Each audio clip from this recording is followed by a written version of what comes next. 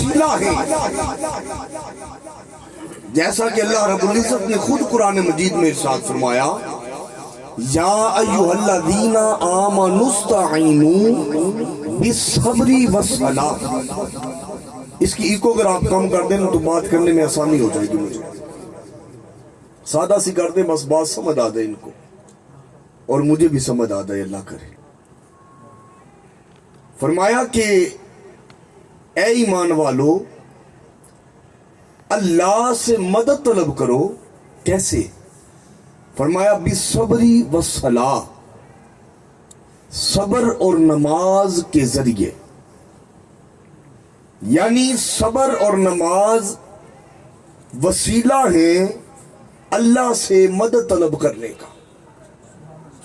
تو اس میں کوئی دوسری رائے نہیں کہ نیک اعمال اللہ کے قرب، معرفت اور مدد کا وسیلہ بنتے ہیں، لیکن اس آیہ مبارکہ میں یہ جو وسیلہ اللہ نے ارشاد فرمایا کہ میری بارگاہ تک پہنچنے کے لیے وسیلہ تلاش کرو، یہاں اگر غور کیا جائے تو وسیلے سے مراد اعمال نہیں ہے، کیونکہ اعمال اسی آیت میں پہلے آ چکے۔ فرمایا اے ایمان والو اللہ کا تقوی اختیار کرو۔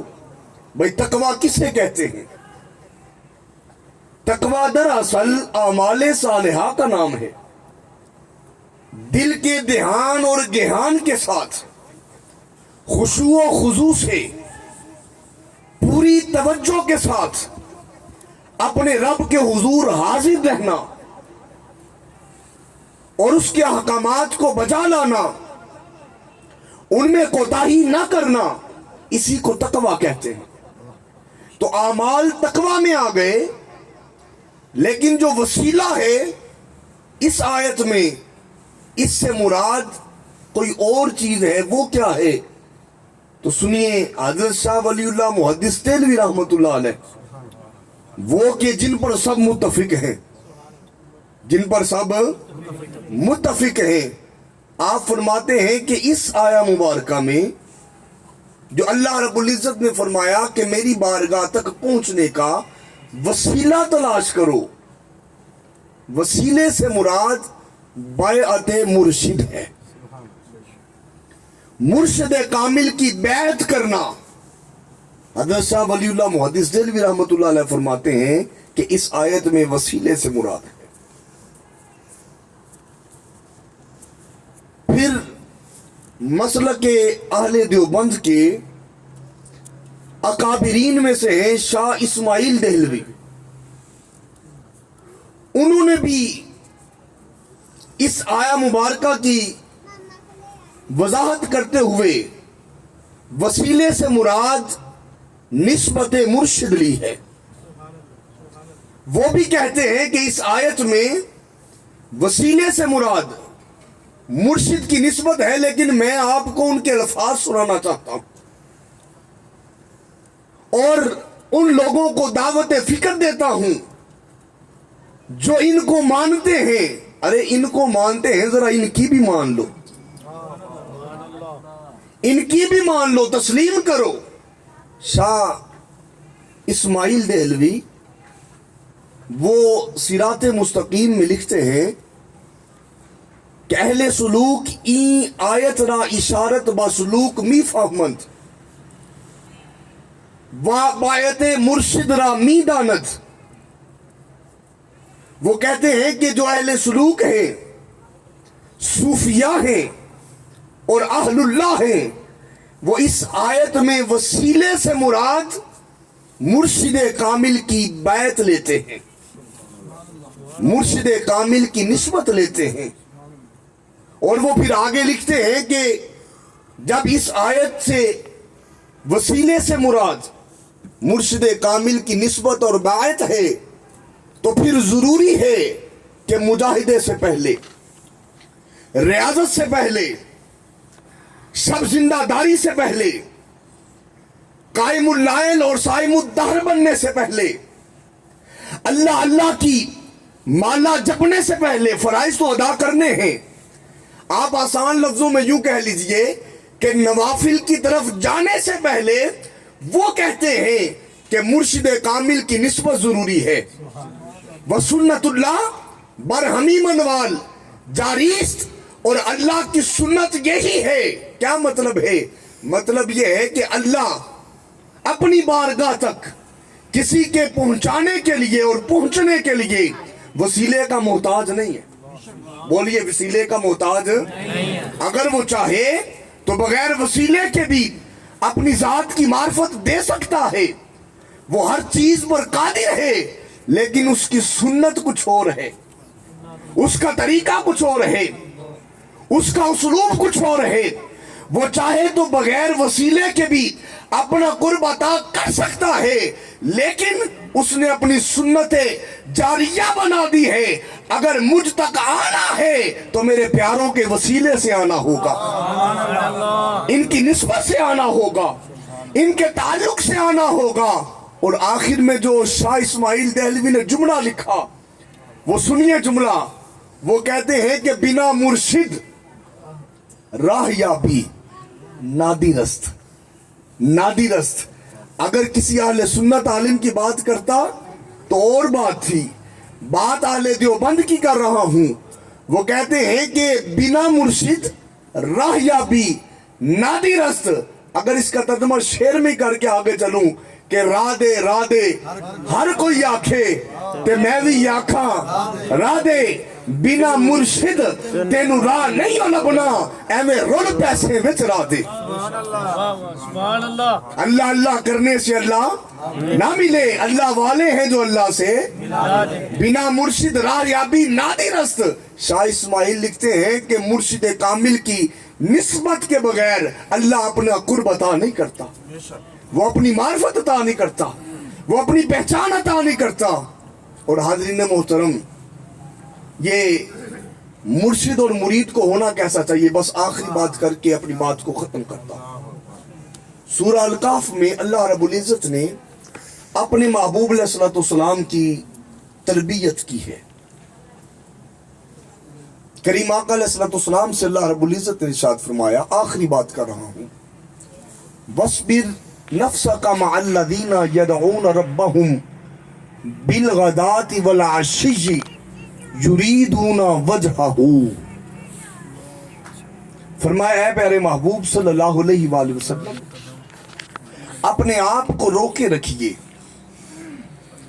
ان اللہ والوں کے ساتھ، ان کاملین کے ساتھ جو صبح اور شام اپنے رب کو پکارتے ہیں، دن رات اس کے نام کی مالا جپتے ہیں، شب و روز اس کی یاد میں گزارتے ہیں، جن کا اٹھنا بیٹھنا چلنا پھرنا سب کچھ اس کے احکام کے تابع ہوتا ہے. محبوب اپنے آپ کو ان کے ساتھ روکے رکھیے. اور یہ کون ہے؟ ان کا رب کے ساتھ تعلق کیسا ہے؟ یہ دن رات اپنے رب کا ذکر کیوں کرتے ہیں؟ کیا لوگوں کو دکھانے کے لیے؟ کیا لوگوں کی توجہ حاصل کرنے کے لیے؟ کیا اس لیے کہ لوگ ان کے نعرے لگائیں؟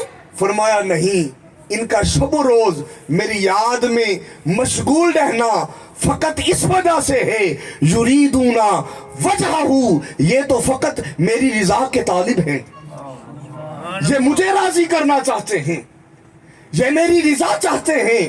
یریدون وجہہ، یہ میرا چہرہ چاہتے ہیں، یہ میرا چہرہ چاہتے ہیں. اور اللہ کا تو چہرہ نہیں ہے، اللہ کا تو چہرہ نہیں ہے. ہاں اس کی زیارت ہے، اس کا چہرہ نہیں ہے، اس کی زیارت ہے. اگر نہیں یقین آتا تو طور پر موسیٰ کو دیکھ لو، اگر نہیں یقین آتا تو شب معراج لامقام پر کریم آقا مصطفیٰ صلی اللہ علیہ وآلہ وسلم کو دیکھ لو. اور اگر نہیں یقین آتا تو اسی مصطفیٰ صلی اللہ علیہ وآلہ وسلم کی حدیث اٹھاؤ کہ جنت میں ہر جمعہ کے دن بازار لگے گا. کیا لگے گا؟ بازار لگے گا. اس بازار میں کھلونے نہیں بکیں گے، उस बाजार में ये चीजें नहीं बिकेंगी। वो बाजार किस चीज का बाजार होगा? वो बाजार इस चीज का बाजार होगा। सारे जन्नती उस बाजार में जमा होंगे, अल्लाह पर्दा उठाएगा और हर कोई अपने दर्जे के मुताबिक अपने रब का दीदार करेगा। अपने रब का दीदार। राबिया बसरिया का वाकया नहीं सुना कि एक हाथ में चिराग है और एक में पानी है। सहेलियां कहती हैं चिराग किस लिए, पानी किस लिए? कहती हैं चिराग इसलिए कि अल्लाह की जन्नत को जला दूं, पानी इसलिए कि उसके दोजख को बुझा दूं। भाई ना जन्नत को जलाना था ना दोजख को बुझाना था, फकत हमें कुछ समझाना था। सहेलियां कहने लगी ऐसा क्यों है? फरमाया इसलिए ताकि कोई भी शख्स इबादत ना जन्नत की लालच में करे ना दोजख के खौफ से करे। जो भी इबादत करे फकत उसके मुखड़े को तकने के लिए करे, उसकी रज़ा के लिए करे। युरीदूना वजहहू, ये दिन रात उसकी याद में जो मशगूल रहते हैं, फकत वजह ये है कि हमारा रब राजी हो जाए। इस आयत में एक तो एक बड़ी वाज़ेह बात है। ये आयत असल में गरीब सहाबा के हक में नाजिल हुई थी। इसका शान नुज़ूल ये है कि कुछ मुफलिस सहाबा थे, गरीब थे, तो कुफारे मक्का, सरदाराने मक्का आए हुजूर की बारगाह में और अर्ज करने लगे, कहने लगे ए मोहम्मद सल्लल्लाहु अलैहि वसल्लम, हम इस्लाम कबूल कर लेंगे लेकिन पहले इनको यहाँ से ये जो मैले कुचैले इनको उठाओ, यहाँ से इनको उठाओ, इनको भेज दो। ये गरीब मुफलिस लोग, हम सरदार हैं, ये कैसे हो सकता है कि जहां हम बैठे ये भी बैठे? इनको उठाएं फिर हम इस्लाम कबूल कर लेंगे।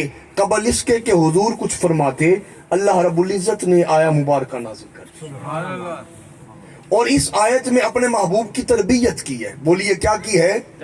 तरबियत की है। यहाँ से एक बात ये भी पता चली कि हुजूर की तरबियत जिब्रील नहीं करते थे। जिब्रील, बाज लोगों को धोखा है कि जिब्रील आके हुजूर को सिखाते थे। वो तो पैगंबर थे, वो तो मैसेंजर थे, वो तो काशिद थे, वो तो अल्लाह का पैगाम लेकर आते थे। वगरना हुजूर की तरबियत फकत अल्लाह रब्बुल इज्जत करता था और अल्लाह रब्बुल इज्जत ने की है। इस आयत में एक तो ये बात पता चली, दूसरी पीर और मुरीद का ताल्लुक भी पता चलता है। बस यही बयान करके मैं खत्म करना चाहता था। पीर और मुरीद का ताल्लुक पता चलता है कि पीर को कैसा होना चाहिए और मुरीद को कैसा होना चाहिए। पीर को ऐसा होना चाहिए कि उसकी नजर, वो अमीर आए थे ना, पैसे वाले थे, मालो दौलत वाले थे, उनके पास उस वक्त सुरख ऊंट होते थे जो आजकल लैंड क्रूजर और इस तरह की गाड़ियां बड़ी बड़ी, वो उनके मालिक थे। लेकिन जब आए तो कहा कि तुम्हारे पैसे की जरूरत नहीं है, तुम्हारे मालो दौलत की जरूरत नहीं है, तुम्हारे मनसब और ओहदे की जरूरत नहीं है, तुम्हारी सारी दौलत उठाकर एक तरफ फेंक दूं, इनका इखलास पहले मुझे अजीज है, इनका खुलूस नियत के साथ मेरी बारगाह में आना ये अजीज है। तो पीर को चाहिए कि वो मुरीदों की जेबों पे नजर ना रखे, मुरीदों की जेबों पर नजर न रखे, बल्कि ये जेब के नीचे जो एक गोश्त का, खून का लोथड़ा है, दिल है, इस पर निगाह करे, इस पर निगाह करे। और ये जो दुनियावी मशागिल में खो चुका है, इसको पाक साफ करके, उजला करके, सुथरा करके इसके रब की याद की आमाजगा बना दे। दिल सच्चे रब दा हुजरा है ना, हुजरा है तो वो कब आएगा? वो तो खुद कहता है कि इस दिल में दो मोहब्बतें नहीं आ सकती। ये नहीं हो सकता कि दुनिया भी आ जाए और मैं भी आ जाऊं। अगर मुझे लाना है तो दुनिया को निकालना होगा, अगर दुनिया को रखोगे तो मैं नहीं आता, मेरी याद नहीं आती, मेरी मोहब्बत नहीं आती, मेरी उल्फत नहीं आती, मेरा इश्क नहीं आता, मेरी मारिफत तुम्हारे कल्ब का, आमाज का नहीं बन सकती। अगर चाहते हो कि मेरी याद तुम्हारे दिल में बसे तो दुनिया को छोड़कर फिर आना। पीरे कामिल का काम यह है कि मुरीद के दिल को साफ करके उसके रब की याद की आमाजगा बनाते। और मुरीद किस लिए आए? मुरीद किस लिए आए? युरीदूना वजहहू,